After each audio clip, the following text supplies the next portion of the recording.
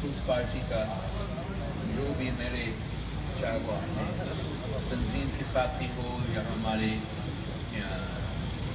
امیدوار ہیں آنے والے الیکشنز کے، ایک تو میں ان کا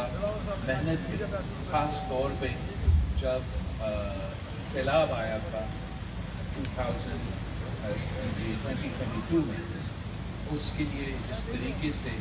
دن رات سب نے محنت کیا، کوشش کیا کہ کسی نہ کسی طریقے سے جو سیلاب متاثرین ان کو مدد پہنچائے، ان کے دکھ میں، ان کی مشکل میں ان کے ساتھ، اس پہ میں کافی ان کا کردار سے، ان کا کوششوں سے، محنت سے خوش ہوں کہ انہوں نے وہ پورا عرصہ یہاں کے جو سیلاب متاثرین ان کے ساتھ گزارے، اور ساتھ ساتھ جو ہمارا حکومت کے آخری دنوں میں اپنا زمین اپنا مکان کا جو ہمارا پروگرام شروع ہوا، جس سے جو سیلاب متاثرین ان کو نہ صرف اپنا گھر ملے گا، پکا گھر ملے گا، مگر وہ اپنا زمین کا مالک بنے، اور وہ بھی زمین میں چاہ رہا ہوں کہ جلد از جلد یہ پروگرام مکمل ہو جائے، اس سے جو شہید ذوالفقار علی بھٹو کا وعدہ تھا روٹی کپڑا اور مکان کا، وہ وعدہ ہم پورا کرنے جا رہے ہیں۔ اور ہمارے ہاں، آپ کے ہاں جو جیکب آباد میں رہتے ہیں، آپ کے ہاں سب سے زیادہ اثر ہو رہا ہے یہ کلائمیٹ چینج کا اور موسمی تبدیلی کا، ماحولیات کا۔ آپ کا جو سمرز ہے، دنیا نے یہ ریکارڈ کیا ہے کہ سب سے جو گرم جگہ ہوتا ہے ہمارا جیکب آباد۔ اب اس میں آپ کے لیے، ہم سب کے لیے بہت بڑا چیلنج ہے کہ کیسے آنے والے دنوں میں ہم اپنا انفراسٹرکچر میں انویسٹ کریں گے، اپنا ایگریکلچر میں کیسے ہم انویسٹ کریں گے تاکہ ان چیزوں کو ہم اڈیپٹ کر سکیں، بہتر بنا سکیں، اور چینجنگ جو موسم ہے، جو مشکلات ہیں جو ان چیزوں کے ساتھ انشاءاللہ تعالیٰ، ان کے لیے ہم اپنا پورا نظام کو چینج کرنا پڑے گا، اپنا انفراسٹرکچر کو ایسے بنانا پڑے گا جو اس موسم کو سہ سکے، اور اپنا جو ایگریکلچر کے طریقے کا اپنا جو اپروچ ہے اس میں بھی تبدیلی لے آنے پڑے گی تاکہ ہم اپنے کسانوں کو فائدہ بھی پہنچائے اور اس چینجنگ موسم میں اپنا اکانومی کو اڈیپٹ کریں۔ مجھے جس پروگرام کا میں سب سے زیادہ ایکسائٹیڈ ہوں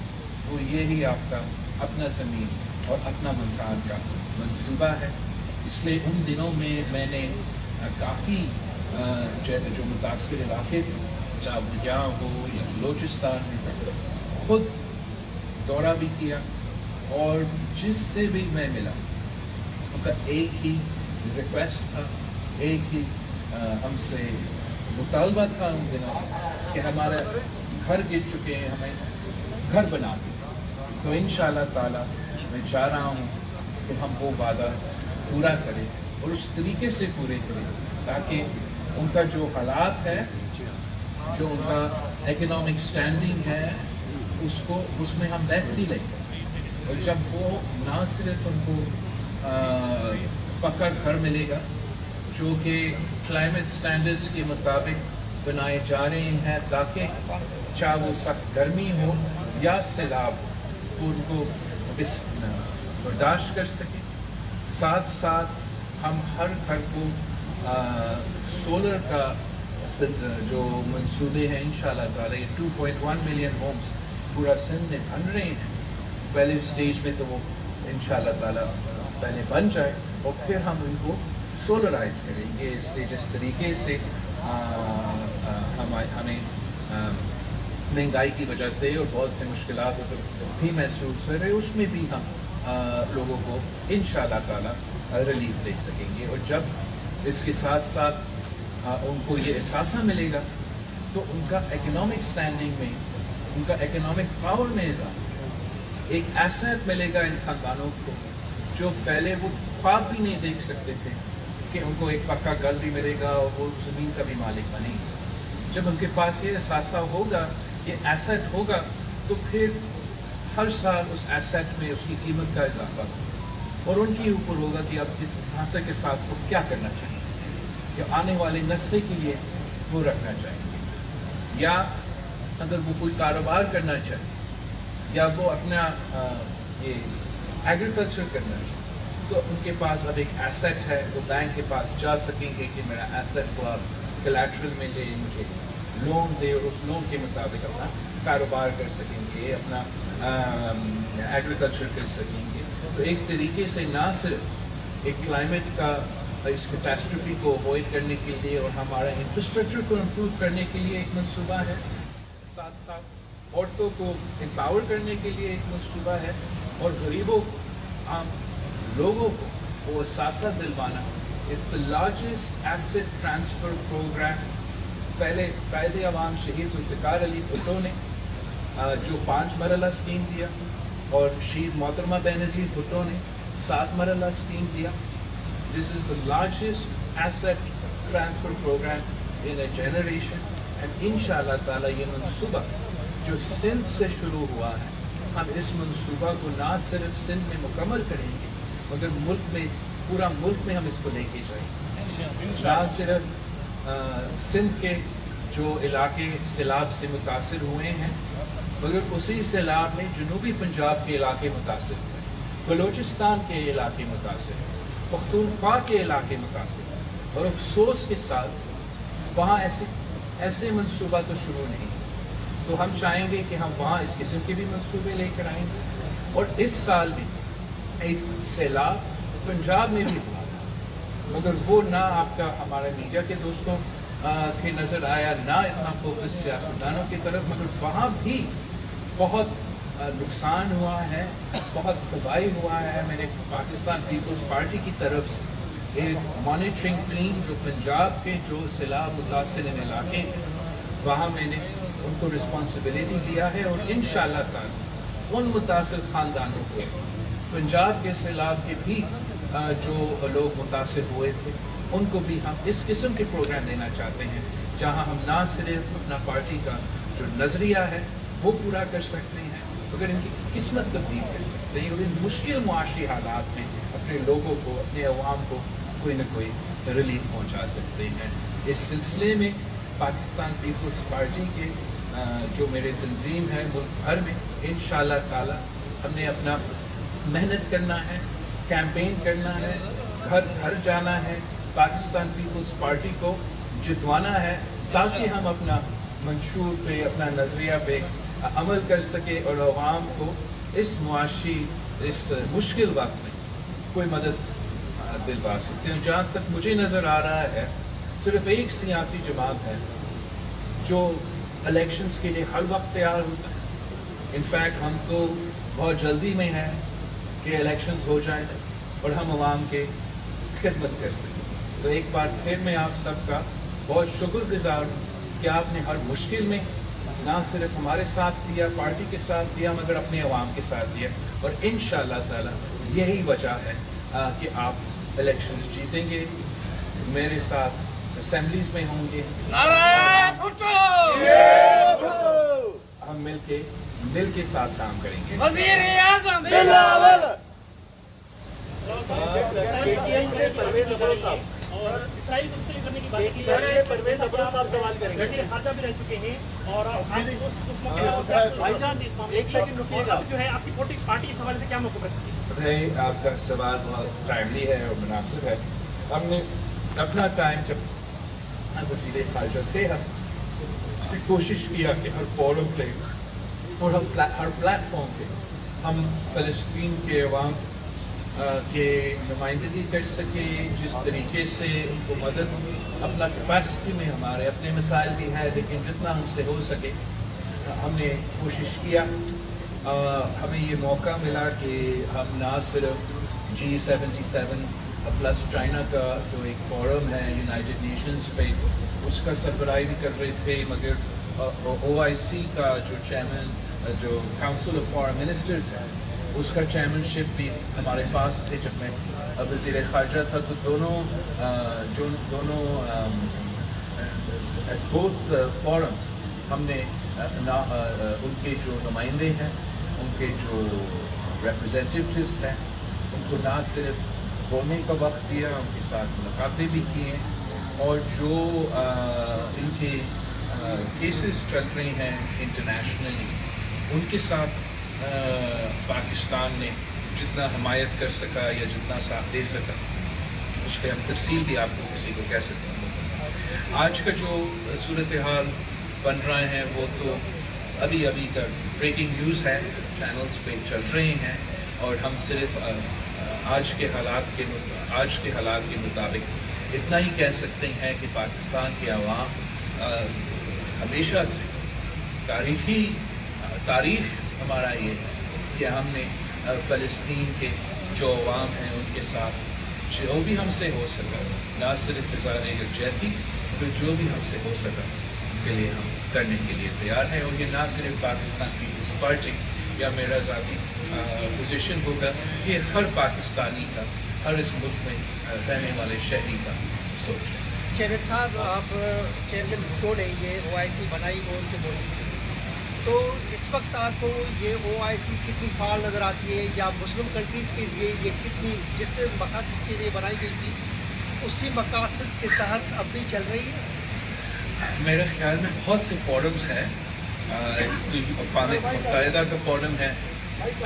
اور جو ہم نے قائد عوام نے مسلمانوں کے لیے ایک ایسا فورم بنایا تھا جس پہ ہم نے سب مل کے ایک آواز ہو کے ایشوز کو اٹھائیں، پھر وہ ہمارے اوپر ہے اور ہم سب کے اوپر ہے کہ ہم کتنا فعال ان آرگنائزیشنز کو بناتے ہیں۔ ہم نے اپنے ٹائم پہ ایک کوشش کیا کہ جو ایشوز تھے وقت کے ان کو مناسب طریقے سے اٹھایا جائے، چاہے وہ کشمیر کا ایشو ہو، چاہے وہ اقوام متحدہ کا فورم ہو، یا وہ OIC کا فورم ہو، یا اگر میں بھارت کے سرزمین پہ تھا تو اپنا کوشش یہ تھا کہ ہم کشمیر کے عوام کا نمائندگی کریں جو کہ پورا مسلم دنیا کا ایک ایشو ہے، اور ویسے ہی پیلسٹائن کا ایشو پوری مسلم دنیا کا ایشو ہے۔ اب یہ کہنا کہ OIC ہو یا یونائٹڈ نیشنز ہو وہ آج تک کامیاب کیوں نہیں ہوئے، وہ الگ سوال ہے، مگر میں آپ کو اتنا کہہ سکتا ہوں کہ ان سارے فورمز میں نہ صرف پاکستان سے تعلق رکھنے والے مگر پورا مسلم دنیا میں لوگ محنت کرتے ہیں، کوشش کرتے ہیں کہ حالات کے مطابق وہ مدد کر سکیں۔ بلاول بھٹو صاحب، میں مکیش رپیدہ GMU سے ہوں۔ میرا ایک ہی سوال ہے کہ ابھی کچھ دیر پہلے مولانا فضل الرحمان نے پریس کانفرنس کی ہے، اس نے اپنا نام لیے بغیر یہ کہا ہے کہ ملک تباہی کی طرف بڑھ رہا ہے، تباہی کے کنارے پہ، اور یہ جو الیکشن چاہ رہے ہیں، اس پر آپ کیا کہیں گے؟ میرا خیال میں جو بھی جمہوری سیاستدان ہیں وہ یہی کہیں گے کہ ہر برائی کا، ہر مشکل کا حل یہی ہے کہ الیکشنز ہو، اور جمہوری پسند سیاسی جماعتیں، جمہوری پسند سیاستدان ہر مسئلہ کا حل الیکشنز میں دیکھتے ہیں۔ میں سمجھتا ہوں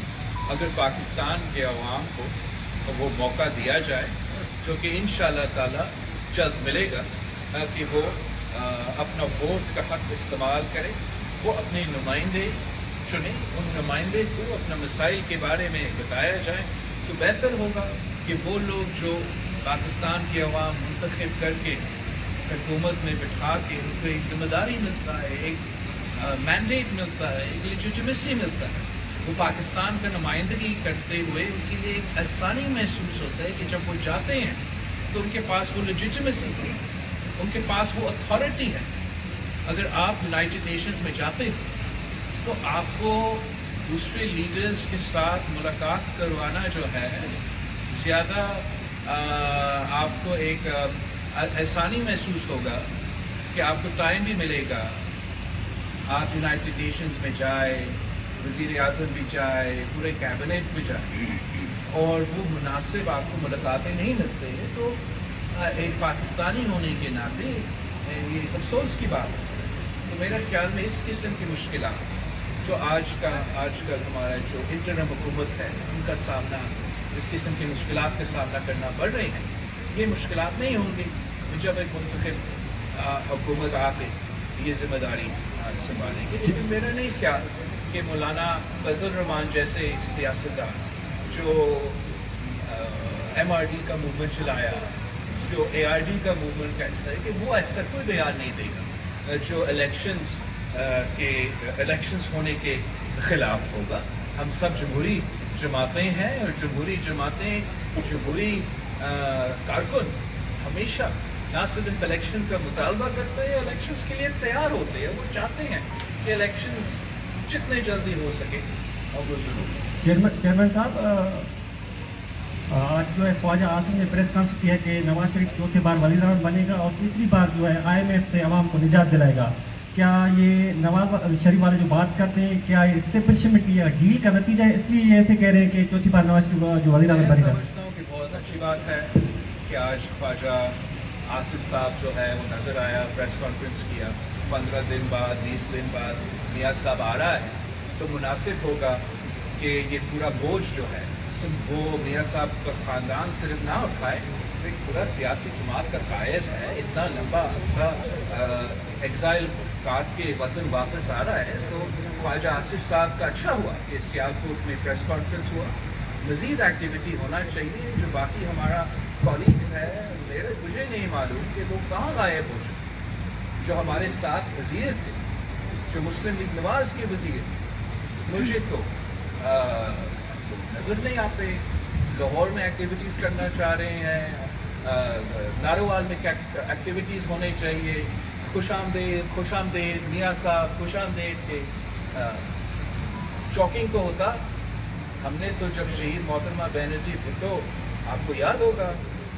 کہ بی بی شہید کی واپسی کی جب اعلان ہوا, تو پاکستان پیپلز پارٹی کی جو تمام ڈسٹرکٹ تنظیمیں تھیں, پروونسز کی تنظیمیں, تو انہوں نے اعلان کیا بی بی کی واپسی 18 اکتوبر. اور اس اعلان سے لے کے 18 اکتوبر تک آپ کو پاکستان کا نہ کوئی سڑک, نہ کوئی گلی ایسے نظر آئے گا جہاں پارٹی کا پرچم نہ ہوتا. پارٹی کے کارکن ہم جشن منا رہے تھے, کیمپس لگا رہے تھے, پورا ماحول بنا ہوا تھا. اور میں سمجھتا ہوں کہ وہ سارے جو سیاستدار مسلم لیگ نواز میں ہیں اور ان کے فائدے بھی لیتے, ان کے وزیر بھی بنتے, ان کے MLA بھی بنتے, اب ان کا امتحان ہے, ان کا قائد آ رہا ہے. اور I'm sorry to say کہ میں ایٹ لیسٹ مطمئن نہیں ہوں جس طریقے سے وہ اپنے علاقے میں نظر نہیں آ رہے ہیں. اس کی ساری شکایتیں ہمارے پاس آ رہی ہیں. ہم سب چاہتے ہیں کہ سب کو کام کرنا چاہیے, محنت کرنا چاہیے, سب کو حصہ لینا چاہیے. اور اگر میاں صاحب واپس آ رہا ہے تو یہ ایک پاکستان پیپلز پارٹی کی طرف سے ہمارا تو ہمیشہ کا موقف رہا ہے کہ میاں صاحب کو واپس آنا چاہیے. مگر جو میاں صاحب کے وزیر تھے, ان کو اب تھوڑا سا محنت کرنا چاہیے. تھوڑا سا میں گیا تھا نا یہاں سے, بائی روڈ کراچی سے نکلا, ہمارا CC میٹنگ تھا لاہور میں, تو وہاں بھی کچھ تعزیت تھے. میں فیصلہ آباد بھی کیا, لاہور میں 2-3 دفعہ ادھر ہوں کیا ہے. لیکن جس طریقے سے آپ کا پینفلیکسز ہوتے ہیں, فلیگز ہوتے ہیں, تیاریاں چلتی ہیں, وہ مزہ مجھے نہیں نظر. چیئرمین صاحب, محمد موسیٰ نیوز سے میرا سوال ہے کہ عدالت سے سزا یافتہ میاں نواز شریف صاحب 21 تاریخ کو پاکستان وطن واپس آ رہے ہیں اور کہا جا رہا ہے کہ وہ الیکشن بھی لڑیں گے. کیا اتنی بڑی سزا جو ان کو ملی ہے وہ اتنے دنوں میں ختم ہو جائے گی کہ وہ آئندہ الیکشن بھی لڑیں گے؟ اور دوسرا میرا سوال آپ سے یہ ہے کہ 150 روپے لیٹر پیٹرول تھا تو آپ ٹریکٹر پر چڑھ کر احتجاج کر رہے تھے, اب 324 روپے لیٹر ہو گیا ہے, تو اب تک آپ کی کوئی اسٹیٹمنٹ بھی اس حوالے سے نہیں آئی؟ اسٹیٹمنٹ تو شاید آئے, اب ہم ٹریکٹر افورڈ نہیں کر سکتے احتجاج کرنے کے لیے. آپ باقی صحیح کہہ رہے ہو کہ چاہے وہ پیٹرول کی قیمت ہے, چاہے جو بھی, مہنگائی اس وقت پاکستان کے عوام کا سب سے بڑا مسئلہ. اور اس پریشانی میں, اس تکلیف میں, اس دکھ میں کہ مہنگائی تاریخی سطح پہ, غربت, بے روزگاری تاریخی سطح پہ, تو پاکستان کے عوام ان کے سیاستدانوں کی طرف دیکھ رہے ہیں, ان کے قیادت کی طرف دیکھ رہے ہیں کہ ہم ان کے مسائل کا اونرشپ لیں, ہم ان کا مسائل کا حل نکالیں اور ہم اپنا کام کریں. الٹا ہم کہہ رہے ہیں کہ نہیں, ہم نے الیکشن نہیں لڑنا, الیکشن آپ دور کریں, الیکشن تو ہو ہی نہ, آپ کام لیں تو इंटरिम गवर्नमेंट से काम ले, क्या काम ले सकते आप इंटरिम गवर्नमेंट के पास वो अथॉरिटी नहीं है, वो पावर नहीं है, वो स्पेस नहीं है, वो लेजिटिमेसी नहीं है कि अगर वो रिलीफ देना भी चाहे अवाम को वो नहीं दे सकती। इसलिए पाकिस्तान पीपल्स पार्टी का ये कहना है कि आप इलेक्शंस करवाए, चाहे वो पीपल्स पार्टी जीते, चाहे वो नून लीग जीते, चाहे वो फलाना जितना जो भी जीते, एटलीस्ट वो पाकिस्तान के अवाम के नुमाइंदे जब फिर वो कैबिनेट में बैठते हैं या असेंबली में बैठते हैं, आपका बजट बनाते हैं, IMF से बात करते हैं, दूसरे ममालिक से बात करते हैं, तो उनमें एक एहसास होता है, वो महसूस होता है कि हमने अपने अवाम का नुमाइंदगी करना है, हमने ऐसे बातें करने हैं, ऐसे बजट देना है, ऐसे डील बनाना है जिससे हमारा अवाम को फायदा हो, तकलीफ ना हो। नाराए भुट्टो। और मैं समझता हूँ कि ये मुमकिन है। मैंने ये देखा है, जब सैलाब आया था 2022 का, तो सब मुझे बता रहे थे कि आपको दुनिया से पैसा नहीं मिलेगा, आप कुछ नहीं कर सकेंगे, दुनिया यूक्रेन में बिजी है, यहाँ बिजी है, वहाँ बिजी है। और हमने जब मेहनत किया, यूनाइटेड नेशंस का सेक्रेटरी जनरल इधर बुलाया, हमने जब जिनीवा में कॉन्फ्रेंस रखा था, तो हमारा अपना एनालिस्ट का एक्सपेक्टेशन से ज़्यादा हमने पैसा इकट्ठा किया। सिर्फ अफसोस की बात यह है कि मुराद अली शाह के अलावा